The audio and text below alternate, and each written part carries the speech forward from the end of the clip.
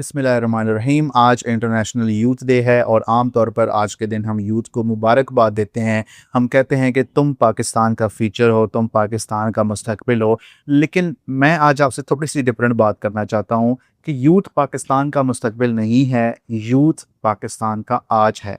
क्योंकि अगर हम 10 साल इंतज़ार करेंगे कि हमारा नौजवान पहले तैयार हो, फिर कुछ करे, फिर पाकिस्तान बदलेगा, तो शायद हम पहले ही बहुत देर कर चुके होंगे। तो पाकिस्तान के पास दुनिया की सबसे कीमती चीज़ों में से जो चीज़ मौजूद है, ना वो सोना है, ना वो ऑयल है, ना वो कोई मिनरल है, ना कोई इस तरह की कोई चीज़ है, वो है इंसानी सलाहियत, ह्यूमन रिसोर्सेस। करोड़ों यंग माइंड्स, करोड़ों आइडियाज़, करोड़ों ख्वाब। लेकिन असल सवाल ये नहीं है कि हमारे पास कितने नौजवान हैं, 60% से ज़्यादा नौजवान हैं। असल सवाल यह है कि हम उन नौजवानों को बना क्या रहे हैं? कंज्यूमर्स बना रहे हैं या क्रिएटर्स? जॉब सीकर्स या प्रॉब्लम सॉल्वर्स? टेक्नोलॉजी के यूजर्स या टेक्नोलॉजी के बिल्डर्स? डिग्री होल्डर्स या वैल्यू क्रिएटर्स? तो मैं पाकिस्तान के नौजवानों के साथ काम करता हूँ, उठता बैठता हूँ, बातचीत होती है, और मैंने एक चीज़ बहुत करीब से देखी है, वो ये है कि टैलेंट की कमी नहीं है। मसला अक्सर टैलेंट और अपॉर्चुनिटी के दरमियान एक गैप का होता है कि एक बच्चा किसी छोटे से शहर में बैठा है, उसके पास आइडिया है, उसके पास इंटरनेट है, उसके पास सीखने की सलाहियत है, उसके पास मेहनत करने का जज्बा भी है, लेकिन उसे ये नहीं पता कि शुरू कहाँ से करना है। किसी को पता नहीं कि स्किल कौन सी सीखनी है, किसी को स्किल आती है तो क्लाइंट नहीं मिलता, किसी को टेक्नोलॉजी से डर लगता है, ठीक है, किसी के पास डिग्री है लेकिन डायरेक्शन नहीं है, और किसी ने अपने हालात को ही अपनी तकदीर, अपनी डेस्टिनी समझ लिया। तो यहीं से हमारा काम जो है वो शुरू हो जाता है। अब ऑब्वियसली बहुत सारे इलाके हैं जहाँ पे बेसिक सर्विसेज भी मौजूद नहीं है, सहूलियात भी नहीं है। तो मैं एक बात पर बहुत गहरा यकीन रखता हूँ कि हर इंसान को सिर्फ तालीम नहीं चाहिए, उससे सलाहियत भी चाहिए।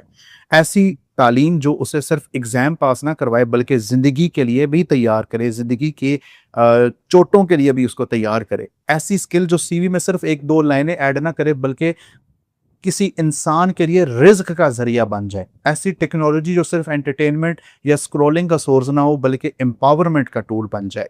इसलिए हमारा विज़न सिर्फ कोर्सेज़ बनाना, ट्रेनिंग्स करना ये नहीं है, हमारा विज़न कैपेबिलिटी, सलाहियत बिल्ड करना है। From learning to earning, from idea to institution, from consumer to creator. फिर एआई आ गया, आर्टिफिशियल इंटेलिजेंस, मसनूई ज़हानत। कुछ लोग इससे डर रहे हैं कि क्या एआई मेरी जॉब ले लेगा, क्या मेरा करियर ख़त्म हो जाएगा, क्या मशीन्स इंसान को रिप्लेस कर देंगी। भाई मेरा सवाल थोड़ा सा मुख्तलिफ है, क्या हम अपने नौजवान को एआई के ज़माने के लिए तैयार कर रहे हैं? क्योंकि टेक्नोलॉजी किसी कौम का इंतज़ार नहीं करती। दुनिया बदल रही है, काम करने का तरीका बदल रहा है, बिजनेसेस के डायनामिक्स बदल रहे हैं, एजुकेशन बदल रही है, स्किल्स बदल रही हैं, और इस नए ज़माने, नए डायनामिक्स में सबसे बड़ा रिस्क एआई नहीं है, सबसे बड़ा रिस्क ये है कि आप कहीं इररिलेवेंट ना हो जाएं। एआई से कंपटीशन मत करें, एआई से मुकाबला मत करें, एआई को यूज़ करना सीखो, उसके साथ क्रिएट करना सीखो, उसके थ्रू प्रॉब्लम्स सॉल्व करना सीखो, और सबसे इंपॉर्टेंट वो चीज़ें अपनी स्ट्रेंथन करो, मजबूत करो जो इंसान को इंसान बनाती हैं। आपका कैरेक्टर, आपकी कम्युनिकेशन, आपकी क्रिएटिविटी, आपकी लीडरशिप, आपकी एम्पैथी, आपकी जजमेंट और आपका पर्पस, आपका मकसद। तो मैं पाकिस्तान के नौजवान को सिर्फ फ्रीलांसर के तौर पे नहीं देखना चाहता, मैं उसे फाउंडर के तौर पे देखना चाहता हूँ। मैं उसे सिर्फ किसी फॉरेन कंपनी के लिए काम करते हुए नहीं देखना चाहता कि वो उसका एक बड़ा अच्छा, एक शाइनिंग एम्प्लॉई है, बल्कि मैं चाहता हूँ कि एक दिन ऐसा आए कि दुनिया पाकिस्तानी कंपनीज के लिए काम करे। मैं सिर्फ ये नहीं चाहता कि हम सॉफ्टवेयर यूज करें, मैं चाहता हूं कि हम ऐसे सॉफ्टवेयर बनाएं, ऐसे प्लेटफॉर्म्स बनाएं कि वो लोग सिर्फ प्लेटफॉर्म्स ज्वाइन ना करें बल्कि हम प्लेटफॉर्म्स को बिल्ड करें। तो सिर्फ ग्लोबल इकोनॉमी से पैसा ना कमाएं हम, बल्कि ग्लोबल इकोनॉमी में हम वैल्यू क्रिएट करें, सिर्फ अपॉर्चुनिटीज ढूंढें हम। इस ये वाला काम के पीछे हम ना लगें कि अपॉर्चुनिटीज ढूंढो, इसके दौड़ के पीछे लगो, हम अपॉर्चुनिटीज क्रिएट करें। लेकिन एंटरप्रेन्योरशिप का मतलब सिर्फ पैसा कमाना भी नहीं होता। ऑब्वियसली पैसा ज़रूरी है, ठीक है, फाइनेंशियल इंडिपेंडेंस ज़रूरी है, अपने पैरों पे खड़ा होना ज़रूरी है, अपने वालिदैन का सहारा बनना ज़रूरी है। लेकिन अर्निंग का सबसे खूबसूरत वर्जन वो है जब आपकी कामयाबी से, आपकी सक्सेस से किसी और की ज़िंदगी भी बेहतर होने लगे। ठीक है, यही इस्लाम, यही हमारा दीन हमें सिखाता है कि आप स्किल सीखें, आप कमाएं, फिर किसी और को स्किल सिखा दें। आप बिजनेस बनाएं, फिर जॉब्स क्रिएट करें। आप सक्सेसफुल हों, फिर किसी और के लिए दरवाजा खोल दें। ये सक्सेस से आगे की चीज़ है, ये कंट्रीब्यूशन है, ये खिदमत है। और मेरे अजीज भाइयों और बहनों, एक और बात याद रखें कि सोशल मीडिया ने हमें एक ना अजीब सा धोखा दिया है। हमें लगता है कि सब लोग हमसे आगे निकल गए हैं। किसी की 22 साल की उम्र में कंपनी है, किसी के 19 साल में मिलियन फॉलोअर्स हैं, किसी के पास कार है, किसी के पास ऑफिस है, किसी की सक्सेस स्टोरी वायरल है। अपना कमों में भी आपने बहुत सारी माशाल्लाह सक्सेस स्टोरीज देखी हैं।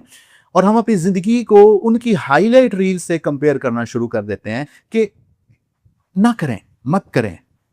आप लेट नहीं हो, लेकिन आज आपको एक्शन लेना पड़ेगा। आज, टुडे। हमें से अक्सर लोग परफेक्ट प्लान का इंतजार करते हैं। ठीक है, मत करें।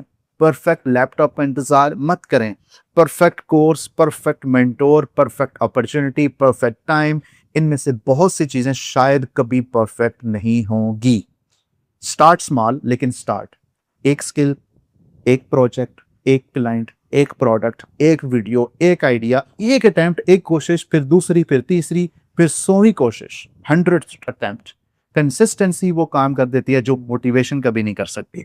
और पेरेंट्स, टीचर्स, इदारे, पॉलिसी मेकर्स, इंस्टीट्यूशंस और जितने भी लीडर्स हैं, उन सब से मेरी एक रिक्वेस्ट है कि यूथ को सिर्फ ये मत बताएं, ये मत करो, ये नहीं करना। उन्हें ये भी बताएं, ये कर सकते हो।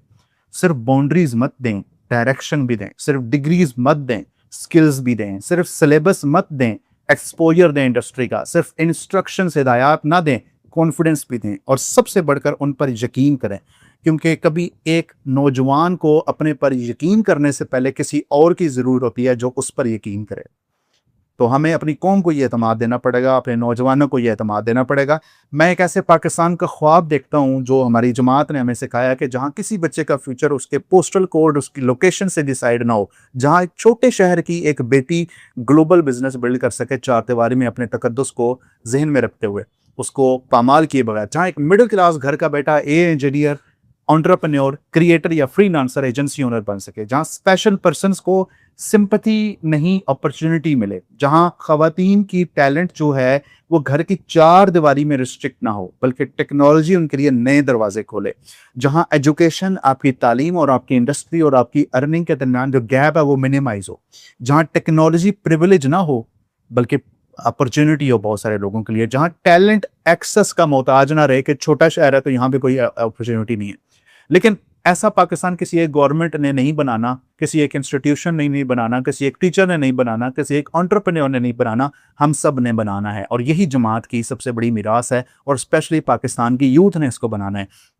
तो इंटरनेशनल यूथ डे पर मैं आपको सिर्फ मोटिवेट नहीं करना चाहता, मैं आपको एक चैलेंज देना चाहता हूँ। आज खुद से 3 सवाल पूछें। मैं क्या सीख रहा हूँ, मैं क्या बना रहा हूँ, और मेरी वजह से किसकी ज़िंदगी बेहतर हो रही है। अगर इन 3 सवालों का जवाब मिल गया ना, इंशाल्लाह तो करियर भी डायरेक्शन पकड़ना शुरू कर देगा और ज़िंदगी भी सही नहज के ऊपर चल पड़ेगी। पाकिस्तान को अगेन सिर्फ टैलेंटेड यूथ नहीं चाहिए, पाकिस्तान को बामकसद पर्पस ड्रिवन यूथ चाहिए। Skilful youth, ethical youth, emotionally intelligent youth, technologically capable youth, entrepreneurial youth. ऐसे यंग पीपल जो सिर्फ ये ना पूछें कि पाकिस्तान में मेरे लिए क्या, like Pakistan, what will Pakistan do for me, Pakistan मेरे लिए क्या करेगा, बल्कि एक और सवाल भी पूछें, जो अल्लाह ने मुझे सलाहियत दी है मैं उससे पाकिस्तान के लिए क्या क्रिएट करूंगा। हो सकता है कि आपके पास रिसोर्सेज कम हो सकता है कि कनेक्शंस ना हो सकता है कि सफ़र मुश्किल हो, कठिन हो, लेकिन अगर आप सीखने के लिए तैयार हैं ना, जिस तरह शाम भाई कहते हैं सीखना सीखो, डिसिप्लिन के लिए तैयार हैं, रगड़ा लगाने के लिए तैयार हैं, ग्राइंड के लिए तैयार हैं, तो गिर कर दोबारा उठने के लिए तैयार हैं, और अपनी सलाहियत को किसी मीनिंगफुल पर्पस के साथ जोड़ने के लिए तैयार हैं, तो आप सिर्फ अपनी ज़िंदगी नहीं बदल सकते, आप अपने घर की डायरेक्शन बदल सकते हैं, आप अपने वालदैन की डायरेक्शन बदल सकते हैं। और जब लाखों घरों की डायरेक्शन बदलती है तो कौम की डायरेक्शन भी बदलती है।